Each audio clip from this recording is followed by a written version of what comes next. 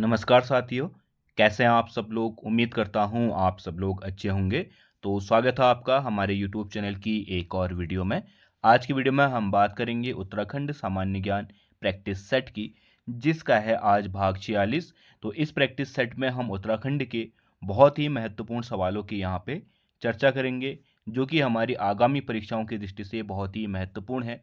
चाहे वह UK triple SC की कनिष्ठ सहायक हो, या पुलिस विज्ञप्ति हो, या फिर यूकेपीएससी या यूके ट्रिपल एससी द्वारा कंडक्ट कराई जाने वाली कोई भी परीक्षा हो, उन सभी भी परीक्षाओं के लिए बहुत ही महत्वपूर्ण है। तो वीडियो को अंत तक जरूर देखना। आज की वीडियो का पहला जो सवाल है वह है, कुमाऊं का चाणक्य के नाम से कौन प्रसिद्ध है?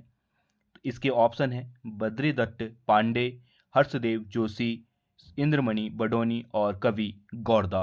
तो देखिए, कुमाऊं का चाणक्य जो प्रसिद्ध है वह है हर्षदेव जोशी, यानी कि ऑप्शन बी क्या है यहाँ पे सही है। देखिए, जब हम चंद वंश का इतिहास पढ़ रहे थे हमारी सीरीज में, तो हमने वहाँ पे हर्षदेव जोशी का एक महत्वपूर्ण रोल देखा। कहाँ पे? चंद वंश की राजनीति में। तो इसीलिए इनको क्या कहा जाता है? कुमाऊं का चाणक्य कहा जाता है। ठीक है, इनके बारे में और चंद वंश के बारे में हम अपनी कुमाऊं उत्तराखंड के इतिहास में पढ़ चुके हैं। अगर आपको उत्तराखंड का इतिहास डेप्थ में पर देखना है तो हमारे यूट्यूब चैनल पे आप प्ले लिस्ट में जाके उत्तराखंड का इतिहास कवर कर सकते हैं पूरा।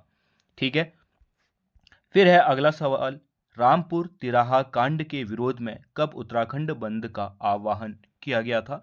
तो देखिए, रामपुर तिराहा कांड, देखिए उत्तराखंड में जो चीज़ें चल रही थी उसमें से एक चीज़ें थी पृथक उत्तराखंड के लिए। ठीक है, तो देखिए, इससे पहले जो उत्तराखंड था किसका एक हिस्सा था? उत्तर प्रदेश का हिस्सा था। तो उत्तराखंड में एक मांग चली कि हमें एक पृथक पर्वतीय राज्य दिया जाए, जिसके लिए बहुत सारे आंदोलन हुए, बहुत सारे लोगों ने अपनी शहादत दी। ठीक है, उसके बाद आज हमें क्या मिला है? उत्तराखंड राज्य मिला है। तो उसी के क्रम में जब सरकार नहीं मान रही थी एक पर्वतीय राज्य बनाने के लिए, तो उत्तराखंड से 2 बस कहाँ पे? दिल्ली रवाना हुई प्रदर्शन करने के लिए। ठीक है, अब जैसे ही ये बसें हमारी रवाना हुई, तो रामपुर तिराहा यानी कि मुजफ्फरनगर के, इस चीज को भी आप लोग याद कीजिएगा, मुजफ्फरनगर के रामपुर तिराहा पर वहां पे स्थित जो पुलिस थी उन्होंने उन बसों को रोक लिया, और वहां उन बसों में शामिल महिलाएं और पुरुषों को प्रताड़ित कर दिया, जिसमें लगभग 6 लोगों की मौत हो गई।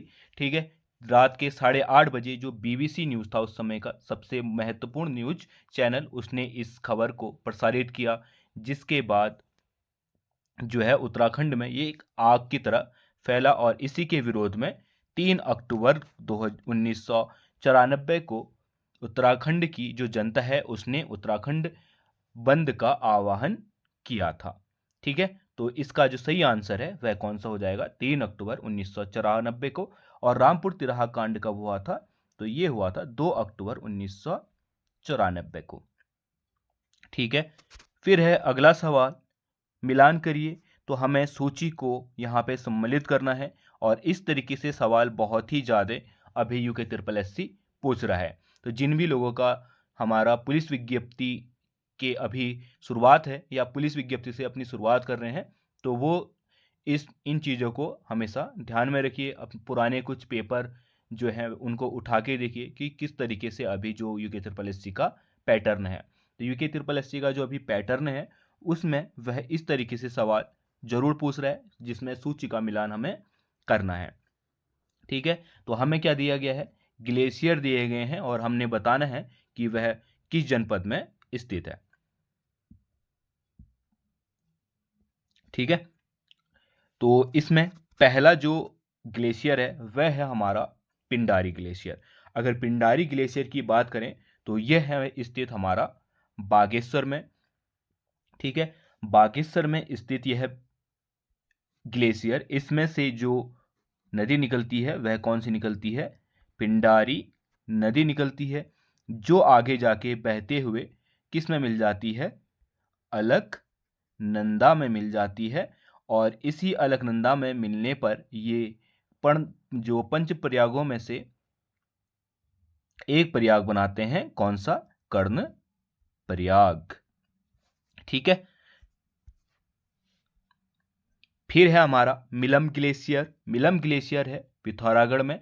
पिथौरागढ़ के मुंशियारी क्षेत्र में जो नंदा देवी मंदिर है उससे करीबन 12-13 किलोमीटर दूरी पे स्थित मिलम ग्लेशियर, जो कि अपनी सुंदरता के लिए बहुत ही फेमस है। और यहाँ से निकलती है हमारी गोरी गंगा, जो मुंशियारी से बहते हुए मतकोट से आगे को चलते हुए हमारा नीचे जौलजेवी नामक स्थान पर काली गंगा से मिल जाती है और काली गंगा के साथ फिर उत्तराखंड और नेपाल की सीमा बनाते हुए चली जाती है।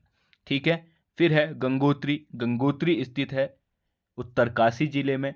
उत्तरकाशी के में गोमुख नामक जो स्थान है वहीं से भागीरथी का उद्गम होता है, जिसको हम देवप्रयाग से गंगा के नाम से जानते हैं। ठीक है। फिर है कफनी ग्लेशियर। कफनी ग्लेशियर भी कहाँ स्थित है?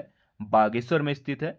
तो इसका जो सही आंसर हो जाएगा वह होगा ऑप्शन बी। यहाँ पे क्या है? सही है, या सही मिलान ये है। ठीक है। अगला सवाल है, टिहरी में पहले प्रिंटिंग प्रेस की स्थापना किसने की थी? तो अगर बात करें टिहरी प्रशासन में पहले प्रिंटिंग प्रेस की स्थापना की, तो इसके ऑप्शन है हमारे पास भवानी शाह, प्रताप शाह, कीर्ति शाह और नरेंद्र शाह। तो टिहरी में जो पहले प्रिंटिंग प्रेस की स्थापना की थी वह की थी प्रताप शाह ने। प्रताप शाह ने इसके साथ साथ अंग्रेजी शिक्षा का शुभारंभ भी किया था। बहुत ही महत्वपूर्ण कार्यों में इन्होंने अपना योगदान दिया था। इंपॉर्टेंट हो जाते हैं हमारा टिहरी रियासत में।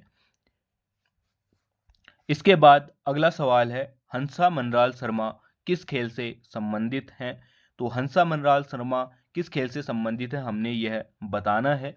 इसके ऑप्शन है ताइक्वांडो, बी हॉकी, सी भारोत्तोलन और डी फुटबॉल। अगर बात करें हंसा मनराल की तो इनका संबंध है भारोत्तोलन से, यानी कि ऑप्शन सी क्या है यहाँ पे सही है। और अगर बात करें इनका संबंध की तो इनका संबंध उत्तराखंड में कुमाऊं जनपद से है। ठीक है। और कुमाऊं जनपद में जो जनपद पड़ता है, कुमाऊं में जो जनपद पड़ता है पिथौरागढ़, ये पिथौरागढ़ के भातकोट नामक स्थान से बिलोंग करती हैं। ठीक है। बहुत ही महत्वपूर्ण है ये, और खेल के संबंध में या खेल के क्षेत्र में इनका बहुत बड़ा योगदान रहा है। अगला सवाल है, किस जनजाति में 3 टिकठी प्रथा प्रचलित है? तो हमने बताना है उत्तराखंड की कौन सी प्रजाति है, जनजाति है जिसमें 3 टिकठी प्रथा प्रचलित है। इसके ऑप्शन है ए थारू, बी भोटिया, सी जौनसारी या फिर डी बोक्सा। अगर बात करें 3 टिकठी प्रथा की तो यह एक विवाह प्रथा है और कहाँ पे प्रचलित है? थारू जनजाति में ये प्रचलित है। ठीक है। इसी के साथ बदला प्रथा, जो बदला विवाह प्रथा है, ये सारी जो विवाह की प्रचलित प्रथाएं हैं वह कहाँ पे ही हैं? हमारा थारू जनजाति में।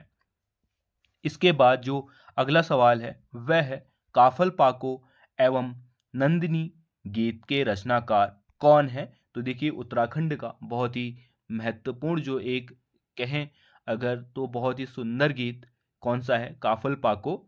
उसके रचनाकार हमसे पूछा गया है कि कौन है, तो उसके रचनाकार के ऑप्शन है हमारे पास गुमानी पंत, चंद्र कुमार बर्थवाल, सी मोहन उप्रेती और डी ब्रिजलाल शाह। अगर बात करें काफल पाको और नंदनी गीत के रचनाकार की तो इसका सही आंसर है चंद्र कुंवर बर्थवाल। इन्होंने ही काफल पाको गीत की रचना की है।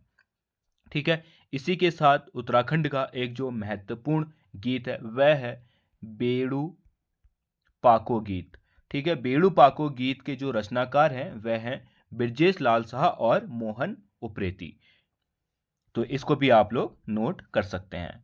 अगला सवाल है, ललित सूरदेव किस वंश का राजा था? तो उत्तराखंड में आपको पता ही है कि बहुत सारे राजवंश रहे, राजाएं रहे जिन्होंने उत्तराखंड में शासन किया। उसी में एक राजा रहा ललित सूर्यदेव। हमने बताना है कि यह इनका संबंध किस राजवंश से है। इसके ऑप्शन है ए पंवार, बी कुलिंद, सी कत्यूरी और डी चंद। अगर बात करें ललित सूर्यदेव की तो इनका जो संबंध है वह कत्यूरी शासनकाल से है। कत्यूरी शासनकाल में जो रहे थे दूसरी पीढ़ी के राजा, उसमें सबसे पहले रहे थे निम्बरदेव। निम्बरदेव के बाद आए थे ईस्ट गणदेव। ईस्ट गणदेव के बाद आए थे ललित सूर्यदेव और ललित सूर्यदेव के बाद आए थे भूदेव। ठीक है, ये दूसरी पीढ़ी में के राजा हैं कहाँ के? कत्यूरी शासन के। इसके बाद अगला सवाल है, किस चंद शासक के काल को कुमाऊं का स्वर्णकाल कहा जाता है? हमने बताना है कि कौन सा ऐसा चंद शासक था जिसके समय को कुमाऊं का स्वर्णकाल कहा जाता है। इसके ऑप्शन है जगतचंद, बी रुद्रचंद, सी बाज बहादुर चंद और डी रुद्रचंद। तो देखिए, उत्तराखंड के शासन में कुमाऊं चंद शासक है, उसमें बहुत सारे राजाएं आए, बहुत सारे राजाओं ने बहुत अच्छे काम किए। ठीक है, किसी ने काम नहीं भी किए, पर बहुत सारे ऐसे शासक रहे चंद वंश में जिन्होंने बहुत हद तक अपना अच्छा काम किया था। परंतु उन सब में भी एक जो राजा था जगतचंद, इसके काल को कुमाऊं का स्वर्णकाल कहा जाता है। ठीक है, माना जाता है कि इनके काल में जो राजकोष है वह बहुत ज़्यादा भर चुका था। ठीक है, 33 लाख ऐसा कहा जाता है, एग्जैक्ट कुछ नहीं कह सकते। 33 लाख से अधिक वहाँ पे राजकोष में क्या था, इनका जमा पूंजी थी। अब उस समय का 33 लाख बहुत ज़्यादा हुआ। ठीक है, और बात करें अगर इनके काल की तो इनको क्या कहा जाता है? स्वर्णकाल कहा जाता है कुमाऊं का। इसी के साथ साथ जगतचंद में एक और दो चार चीज़ें और हैं। इसने क्या किया था? जुए पर कर लगाया था। ठीक है, और 1000 गायें क्या की थी इसने? जनता पे दान की थी। ठीक है, तो इन्हीं के साथ आप समझ सकते हैं कि यह कितना बड़ा शासक रहा होगा। और साथ ही साथ 1709 ईस्वी में इसने गढ़वाल पर आक्रमण किया और गढ़वाल के श्रीनगर में अपना कब्जा कर लिया। ठीक है, परंतु वहां पे इसने फिर क्या किया? वह राज दरबार एक ब्राह्मण को दान देके पुनः ये कुमाऊं में लौट आया था। इसकी पूरी जानकारी मैंने आपको चंद वंश के इतिहास में दी है, आप वहां पे जाके देख सकते हैं। अगला सवाल है, कुमाऊं के रस्म रिवाज पुस्तक के लेखक कौन है? ऑप्शन है पन्नालाल, बद्री पांडे, जोश सिंह नेगी और गंगादत्त। कुमाऊं के रस्म रिवाज पुस्तक की बात करें तो इसके लेखक है पन्नालाल, यानी कि ऑप्शन ए क्या होगा यहाँ पे? सही होगा। तो ये क्या थे आज की वीडियो के कुछ महत्वपूर्ण सवाल थे। उम्मीद करता हूँ आपको सवाल पसंद आए होंगे, वीडियो पसंद आई होगी। अगर वीडियो पसंद आई है तो वीडियो को लाइक कर देना। चैनल में नए हो तो चैनल को सब्सक्राइब करके ज़रूर जाना। हम मिलते हैं अगली वीडियो में, तब तक के लिए बाय।